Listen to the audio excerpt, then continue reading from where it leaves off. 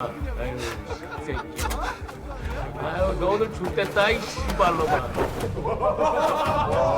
아, 무섭다.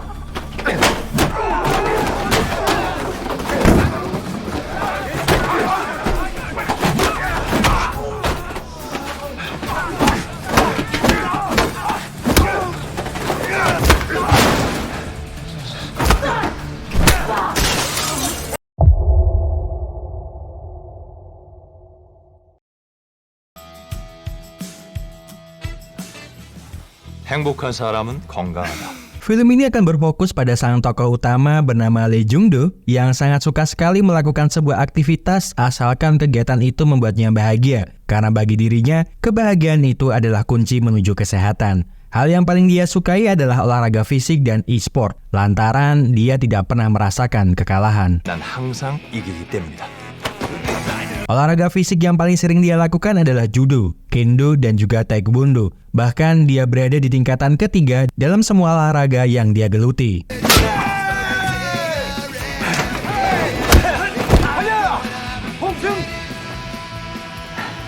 Selain melakukan olahraga fisik, Lee juga menyempatkan dirinya untuk bermain e-sport bersama ketiga sahabat baiknya. Masing-masing dari mereka mempunyai nama panggilan yang sangat unik karena kebiasaan buruk yang mereka lakukan, yaitu lembab, cacing, dan K.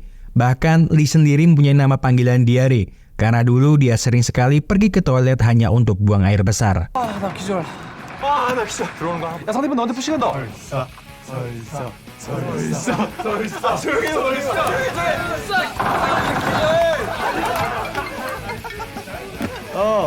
나 금방 갔다 올게. 빨리 와. Meskipun aktivitas untuk menghibur dirinya sangat padat, tetapi dia tidak pernah lupa untuk membantu bekerja ayahnya yang bernama Sang-woo mengirimkan pesanan ayam goreng kedai makan yang ayahnya miliki kepada pelanggan-pelanggan mereka. 조심히 갔다 와.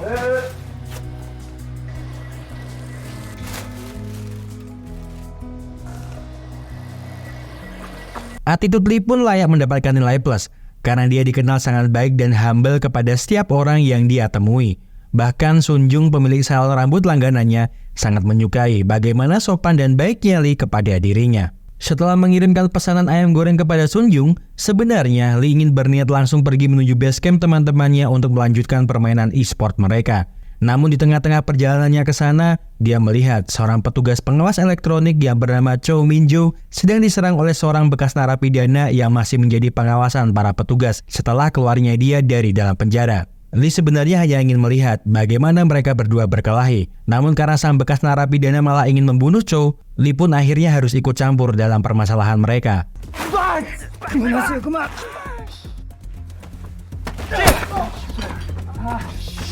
에헤이.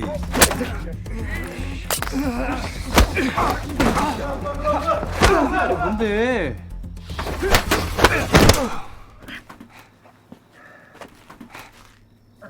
사진 찍겠습니다.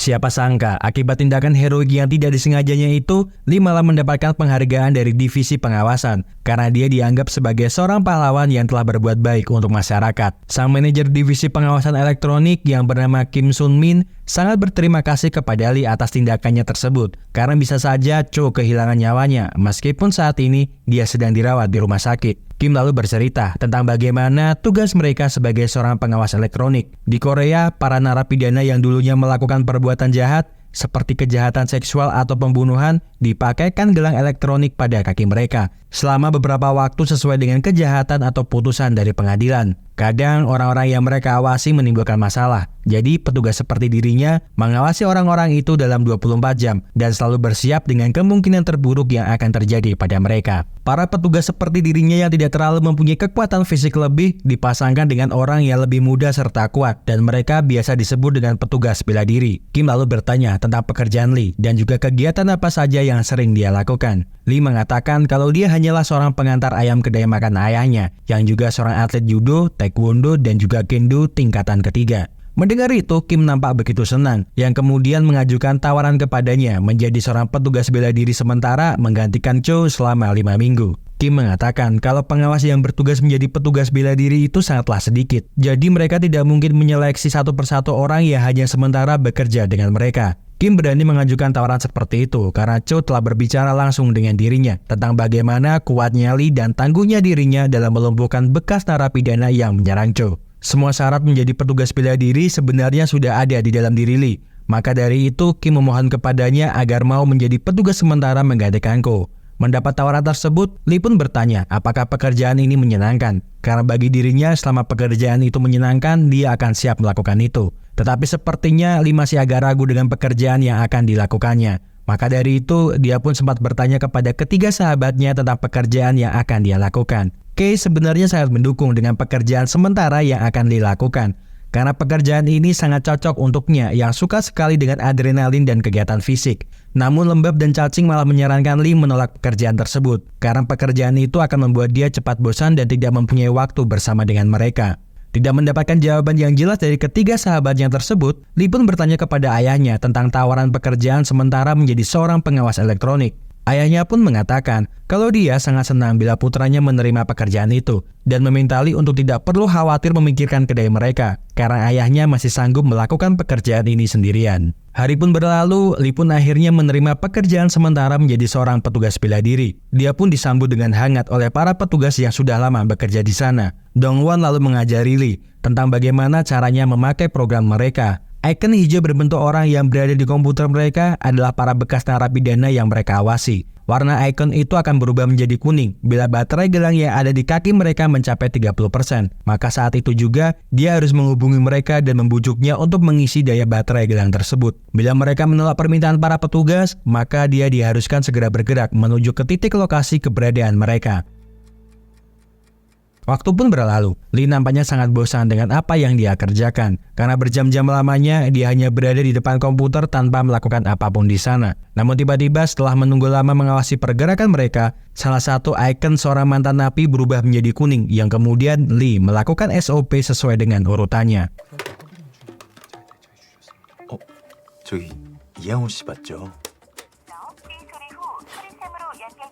Lee yang mulai sangat kesal karena berkali-kali teleponnya tidak dihiraukan oleh Yang Ho mengatakan kepada Kim kalau Yang Ho telah menutup teleponnya sebanyak 2 kali karena baterainya di bawah 30%. Mendengar hal tersebut, Kim pun lalu mengajak Lee untuk segera mendatangi tempat tinggal Yang Ho dengan memakai semua perlengkapan sesuai dengan SOP mereka. Han mengatakan kalau rompi ini bisa menahan sayatan dari senjata tajam, namun jika sajam itu ditusukkan, bisa menyebabkan memar di tubuhnya. Nyalakanlah kamera badan sebelum dia mulai bekerja, dan pistol setrum ini bisa dia gunakan jika Pak Kim mengizinkannya. Selama perjalanan mereka berdua menuju lokasi Yang Ho, Kim mengatakan kalau dulu Yang Ho pernah melakukan kejahatan dengan melacakkan perempuan di bawah umur dan mendapatkan hukuman 4 tahun mendekam di dalam penjara. Tak berselang lama, mereka berdua pun kini telah sampai ke tempat kediaman Yang Ho untuk melihat bagaimana kondisi dari Yang Ho. Namun Lee yang pernah lewat daerah sana ketika dia mengantarkan pesanan makanan, meminta Kim untuk sendirian masuk melalui pintu depan karena dia menduga jendela yang tidak ada terali besinya adalah rumah Yang Ho yang sengaja dipersiapkan untuk dia lompati. Maka dari itu, dia akan berjaga-jaga di luar gedung ini. Yang Ho nampaknya sedang terlihat memaksa teman wanitanya untuk berbuat mesum dengannya, yang tentu saja membuat teman wanitanya berusaha berteriak meminta pertolongan. Kim yang mendengar itu pun mencoba membobol pintu rumah itu untuk melihat dengan apa yang sedang terjadi. Namun sesuai dengan dugaan Lee, Yang Ho pun berusaha kabur melalui jendela rumah tersebut.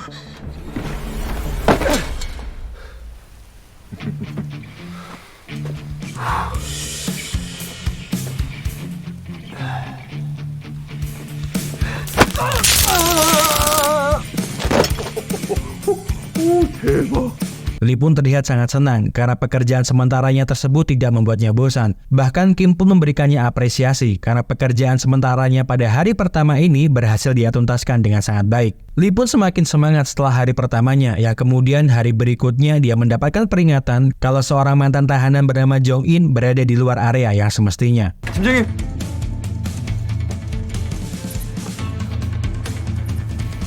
잠깐.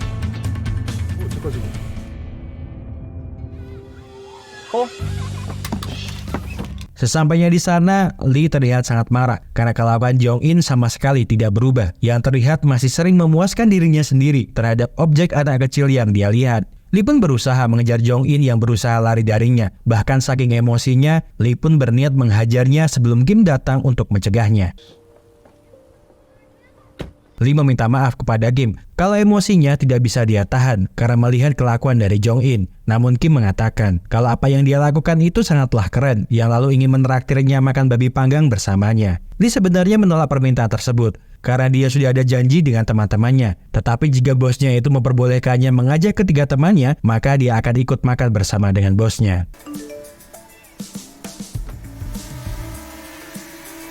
설사 팀장님이 우리 삼겹살 사주신대. Sesampainya mereka berdua di kedai makan tersebut, ketiga sahabat Lee pun menyambut mereka berdua dengan sangat bahagia dan mulai mengenalkan diri mereka masing-masing kepada Tuan Kim. Kim pun juga tampak begitu senang dengan pertemuan mereka di sana, yang kemudian meminta mereka bertiga memesan makanan sesuai dengan apa yang mereka inginkan. 마음껏 시키세요, 마음껏. 감사합니다. 20인분이요?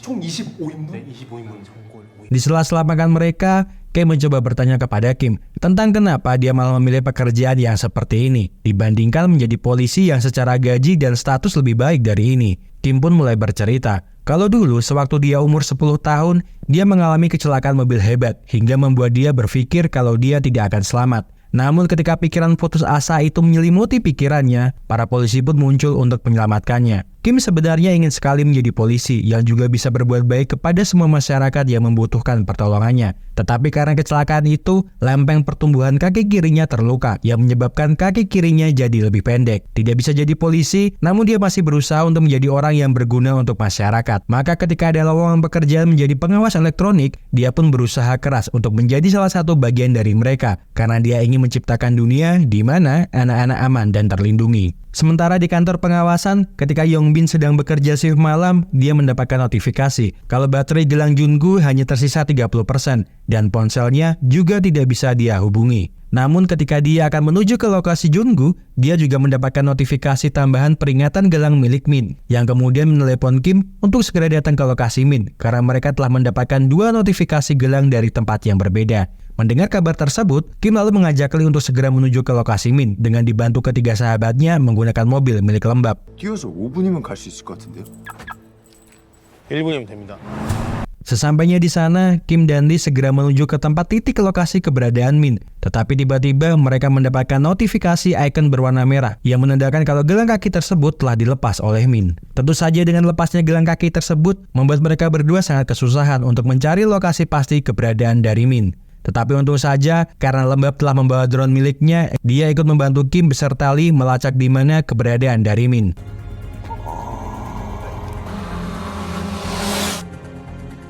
민돈 같은데? Akhirnya keberadaan Min terlacak oleh drone milik Lembab. Lee yang melihat itu pun lalu meminta mereka semua untuk tetap berada di sana, sementara dia akan berlari menuju tempat keberadaan Min dengan bantuan penyuara telinga yang mereka miliki. 갔다 올게요. 조심해. 거기다 좌회전. 아예 지나갔어. 거의 다 왔어. 빨리. 오른쪽에 거기 건물 2개 옥상 보이지?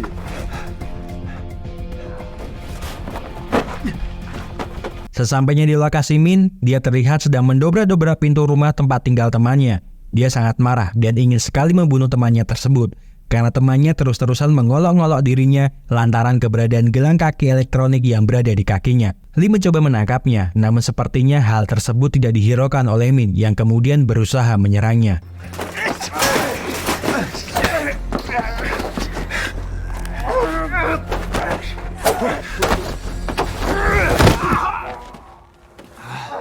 Lee yang mengira kalau semuanya sudah dia kendalikan, dikejutkan oleh tindakan Min yang tiba-tiba ingin bunuh diri di hadapannya. 안 가면 죽어버릴 거야. Kim yang mengetahui hal tersebut mencoba membimbing Lee dengan kata-katanya agar Min tidak nekat melakukan hal gila tersebut. Lee lalu mengatakan kalau seringkali hal buruk terjadi kepada setiap orang. Kau pasti lelah karena temanmu selalu mengolok-olok dirimu. Dia paham kalau Min pasti ingin menyerah. Namun jika menyerah, bukankah 20 tahun penjara yang telah dirinya bayar akan menjadi sia-sia? Dia akan menuliskan laporan dan berusaha agar dirinya dapat keringanan hukum. Jadi letakkan pisaunya dan jangan ulangi kesalahanmu. Untuk menang, dirinya harus sabar. Bertahanlah sedikit lagi karena suatu hari gelangmu akan dilepas dan sampai saat itu tiba, dia akan ada di sampingnya. 발질 푸는 날도 올 겁니다. 진심입니다.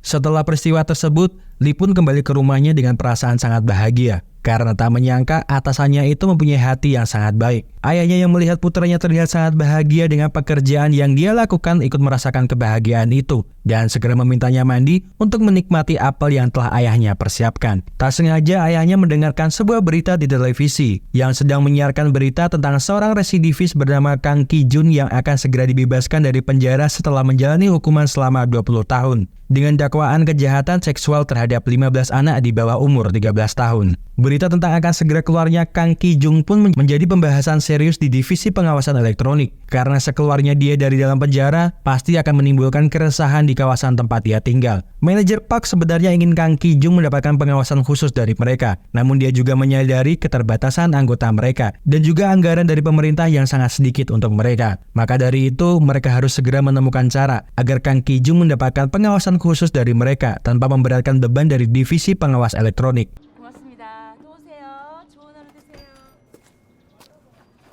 Sebelum Lee berangkat pergi bekerja, dia mampir ke salon Bibi Sunjung untuk memotong rambut miliknya. Segera setelah itu, dengan penampilan barunya, dia berjalan menuju ke tempat kerjaannya sambil melihat-lihat permainan yang sedang dimainkan oleh teman-temannya. Namun ketika dia melintas di dekat kedai makan babi panggang, dia melihat seorang laki-laki yang dia temui saat di salon Sunjung sedang makan dengan menggoda sang pramusaji.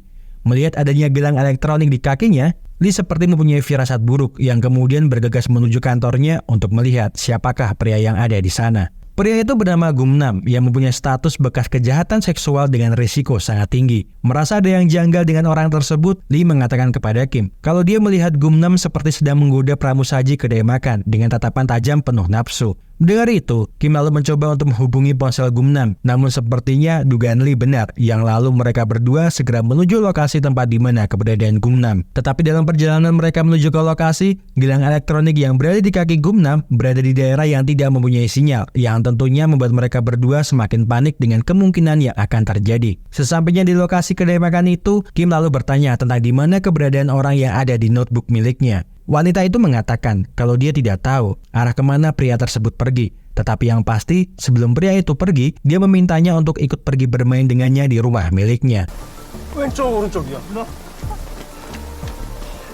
Mereka berdua pun lalu berpencar untuk mencari keberadaan Gumnam yang tak bisa terlacak oleh alat mereka. Tetapi sebelum mereka berpisah, Kim mengatakan kalau kebiasaan dari para penjahat seksual adalah mencari sebuah tempat dengan hanya satu pekerja. 거기 괜찮으신 거죠?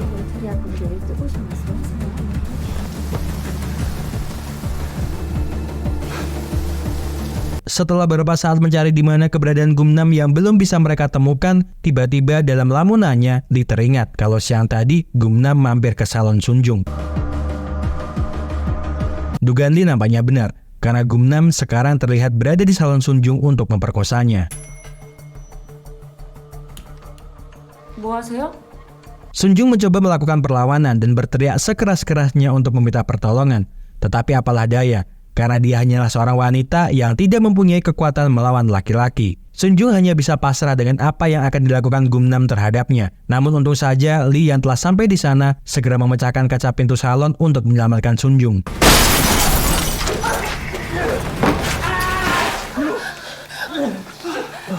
Lee sangat ingin memukul Gumnam, namun karena SOP dan juga bagaimana ketulusan Kim saat menangkap orang-orang yang menjadi pengawasan mereka, dia pun hanya mencekeknya hingga membuat Gumnam pingsan.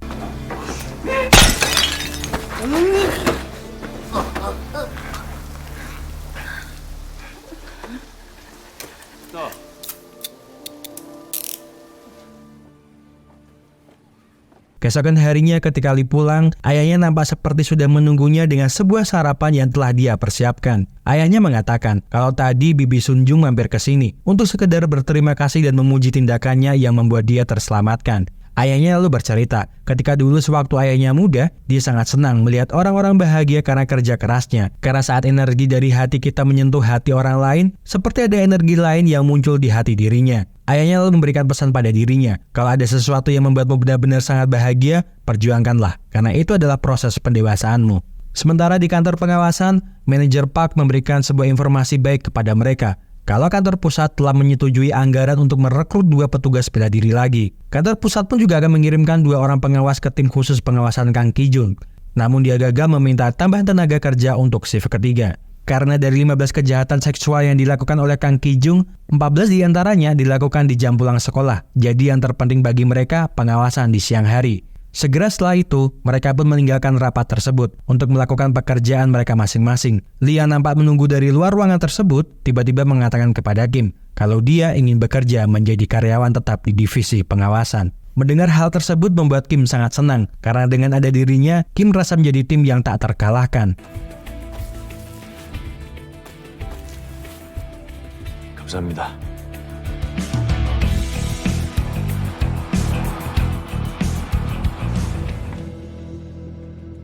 Setelah resmi menjadi salah satu pengawas tetap di divisi elektronik, Lee pun ikut Kim menjemput Kang Ki-jung di hari pembebasannya. Terlihat Kang Ki-jung nampak seperti seorang psikopat yang bengis dan tidak peduli dengan keadaan di sekitarnya. Bahkan pengawalannya pulang ke tempat tinggalnya harus menggunakan banyak polisi karena banyak orang yang telah menunggu kedatangannya untuk mengusirnya dari wilayah mereka.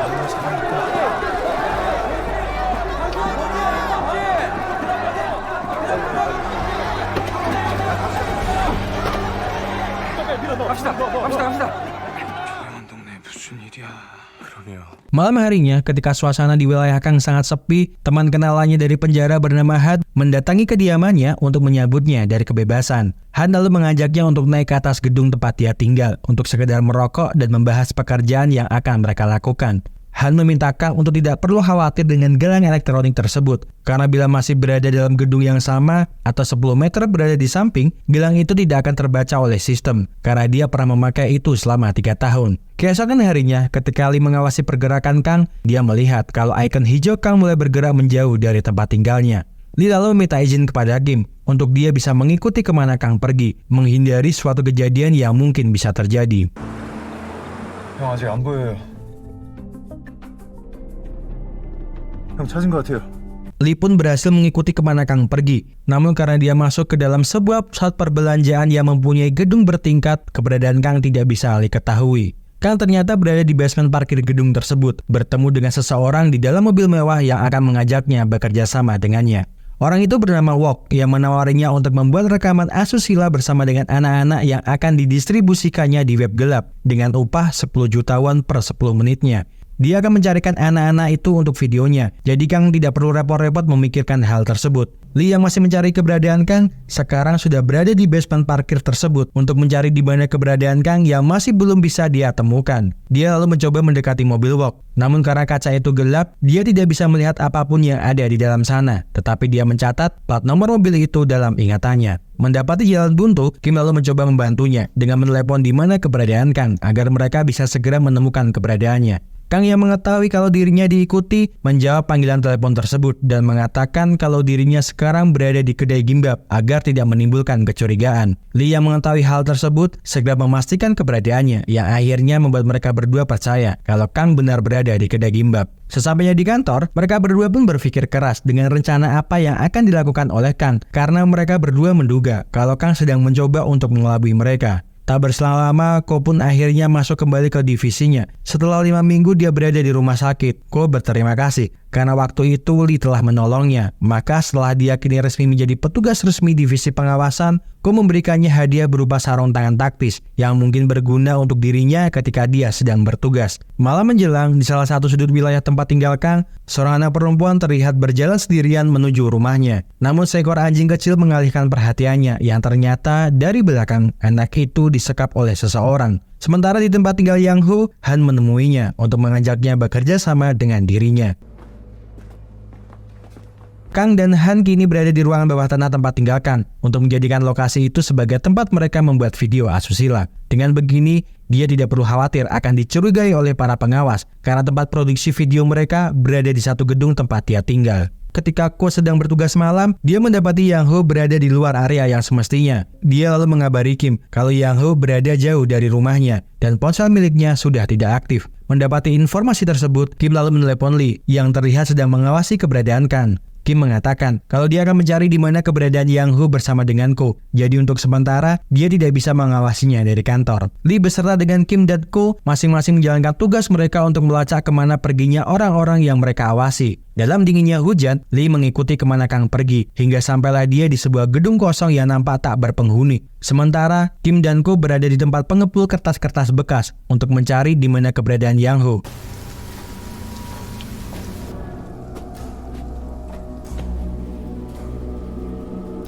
Baru beberapa saat mereka masuk ke dalam sana, mereka berdua mendengar suara wanita yang nampaknya seperti sedang meminta pertolongan. Mendengar jeritan itu jelas membuat mereka berdua berlari menuju ke sumber suara yang mereka dengar, yang ternyata itu hanyalah sebuah jebakan yang sudah Yang Ho persiapkan untuk mereka berdua.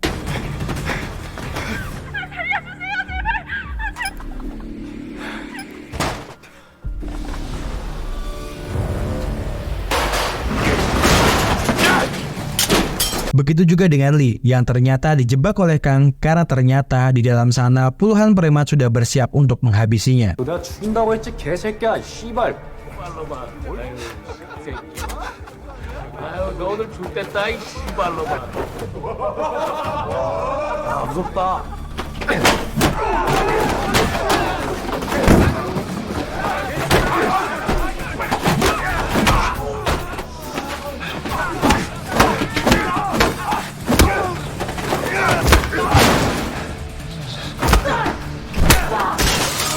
Kim dan Ko berusaha lari dari sana karena mereka berdua menyadari kekuatan dan jumlah lawan yang berbeda pasti akan menyebabkan kerugian untuk mereka berdua. Namun meskipun begitu, Ko mencoba untuk melakukan perlawanan karena melihat atasannya terus dipukuli kepalanya menggunakan tongkat bisbol oleh Yang Ho.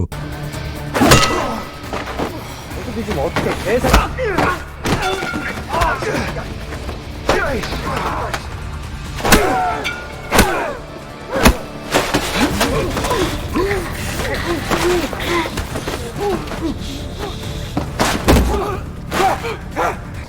Sementara meskipun Lee terlihat sangat kewalahan menghadapi mereka sendirian di dalam gedung tersebut, nyatanya dia mampu menghabisi para preman-preman tersebut.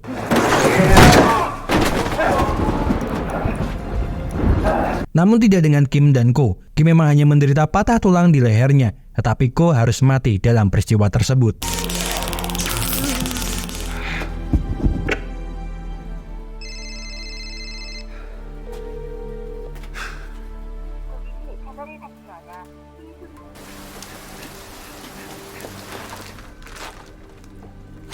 Lee pun segera berlari menuju ke tempat tinggal Kang untuk mempertanggungjawabkan segala perbuatannya pada dirinya. Namun sesampainya dia di sana, Lee sangat curiga dengan kondisi lantai basah di teras bawah rumah Kang dan ternyata dugaannya memang benar.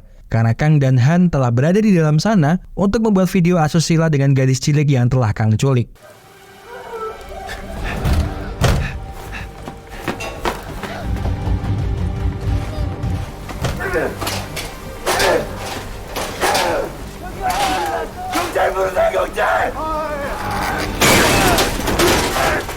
Setelah berhasil membobol teralis besi ruangan bawah tanah tersebut, Lee pun segera mencari di mana keberadaan Kang, yang ternyata Kang dan Han telah bersiap menunggu kedatangannya.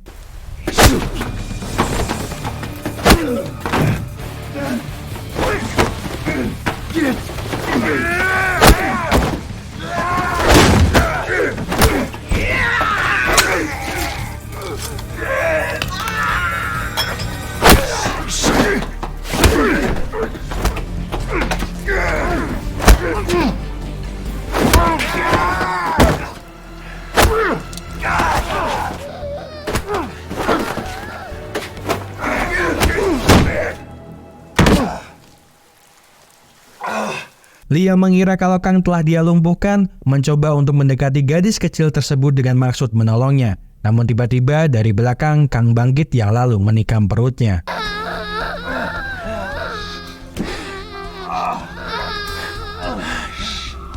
Han berusaha kabur dari sana setelah mendengar suara sirene polisi yang sampai di tempat mereka. Namun tidak dengan Kang yang masih berusaha melawan para polisi yang telah masuk ke dalam ruangan bawah tanah tersebut.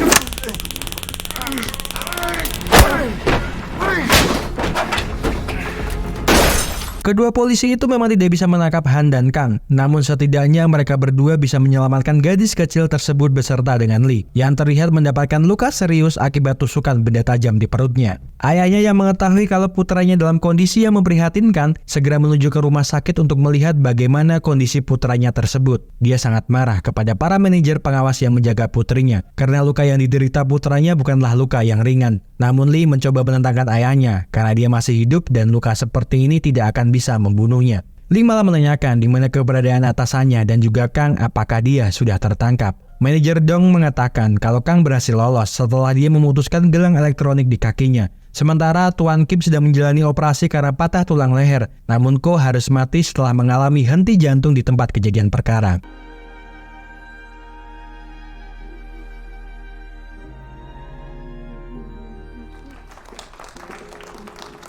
Beberapa bulan setelah peristiwa tersebut, Lee yang sudah pulih bertemu dengan Bibi Minju untuk sekedar mengucapkan terima kasih kepada Lee karena telah menyelamatkan keponakannya tersebut. Untuk sementara, dia masih sangat trauma bila harus keluar dari rumahnya. Akan tetapi, jika bibinya menceritakan tentang dirinya, Minju seperti mempunyai kekuatan untuk bertahan dengan kuat. Lee pun mendatangi ruangan Kim untuk melihat kondisinya yang semakin baik pasca kejadian itu. Lee lalu bercerita tentang seorang gadis yang diculik oleh Kang masih sangat ketakutan, padahal gadis itu tidak mempunyai salah apapun. Kim lalu mengatakan kalau Kang benar-benar mempunyai tempat persembunyian yang sangat rahasia. Bahkan sampai sekarang, polisi tidak sanggup untuk menemukan di mana keberadaannya. Kim sangat paham bagaimana perasaannya, namun Kim tidak ingin dia terluka lagi, jadi serahkan semuanya kepada pihak kepolisian. Lee pun lalu keluar dari ruangan Kim untuk berbicara kegelisahannya selama ini kepada ketiga sahabatnya itu. Jika polisi tidak bisa menangkapnya, maka kita sebagai warga sipil berhak membantu kepolisian menemukan keberadaan Kang. Dia teringat ketika waktu itu, Lee sedang mengikuti Kang tak sengaja melihat Range Rover berwarna hitam berplat nomor 100TA5525 parkir di basement, yang kemudian meminta Lembab melacaknya dengan bantuan kakaknya yang seorang hacker. Sementara yang lainnya akan mengumpulkan semua peralatan yang mereka butuhkan untuk mencari di mana keberadaan Kang.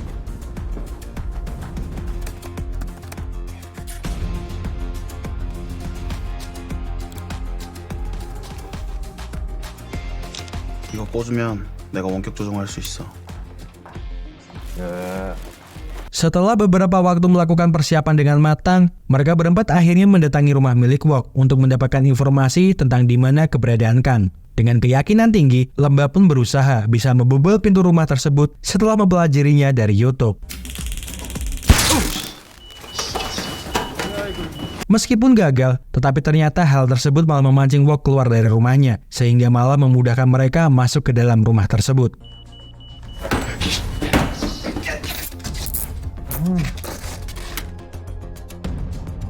Dengan remote jarak jauh pemberian kakaknya, Lembab mencoba berkomunikasi dengan kakaknya agar dia bisa membuka komputer yang ada di dalam sana. Namun setelah membukanya, kakaknya dibuat terkejut karena isi di dalam folder tersebut berisi ratusan file video anak di bawah umur yang telah diproduksi oleh Kwok. Mengetahui hal tersebut membuat Lee sangat marah hingga dia hilang kendali. Teman-temannya berusaha untuk mencegah perbuatannya tersebut, namun malah tak sengaja mencoblos mata Wok menggunakan jarum yang ada di pistol setrum.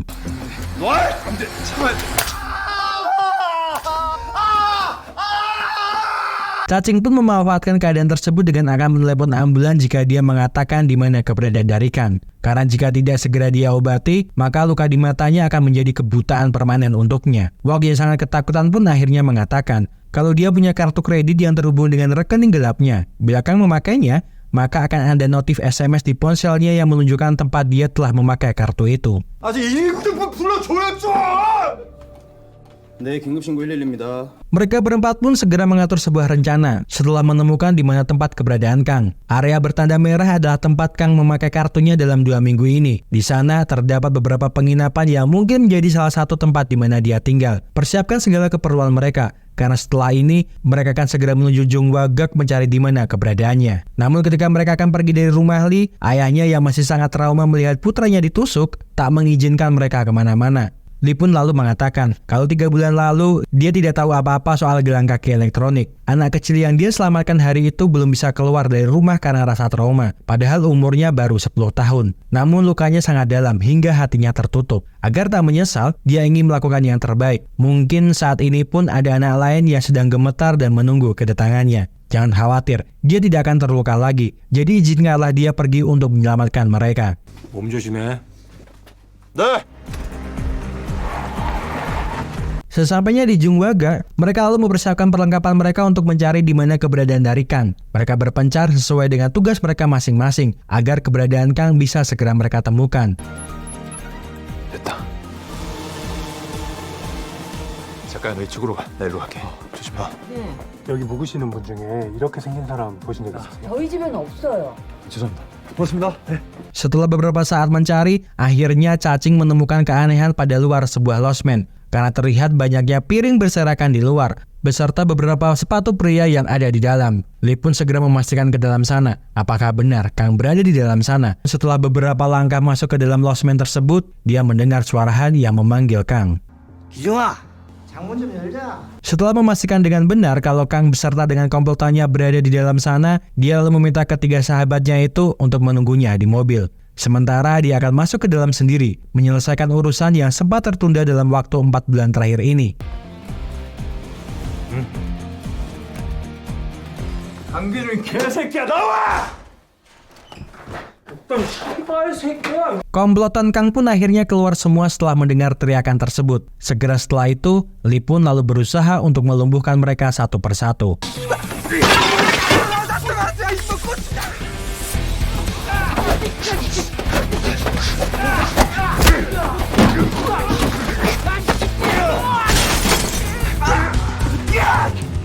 쫓아갈게!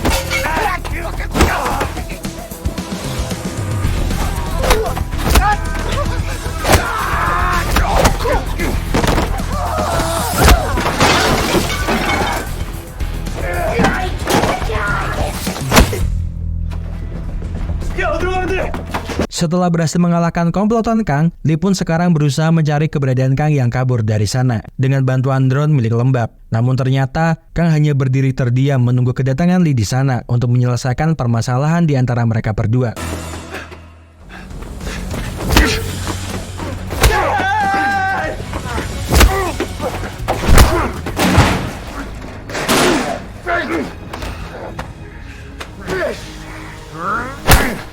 Kekuatan Kang sebenarnya melebihi kekuatan dari Lee. Bahkan Lee terlihat sangat kewalahan karena kekuatan yang dimiliki oleh Kang. Namun melihat sahabatnya dalam bahaya, Lembab pun mengorbankan drone-nya untuk menyelamatkan Lee.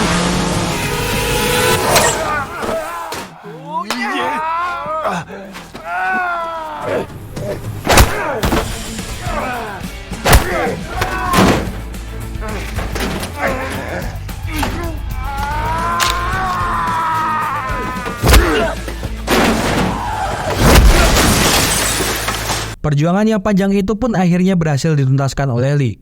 Bukan hanya mengalahkannya, namun Lee pun juga berhasil menangkap Kang agar dia bisa menjalani hukuman lagi di dalam penjara.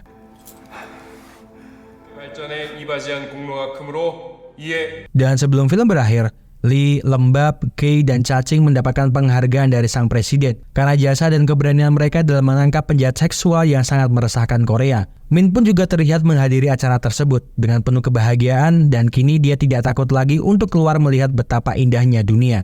Kim pun yang kini sudah pulih dari luka yang dia derita terlihat lebih bersemangat karena adanya Lee di dalam timnya.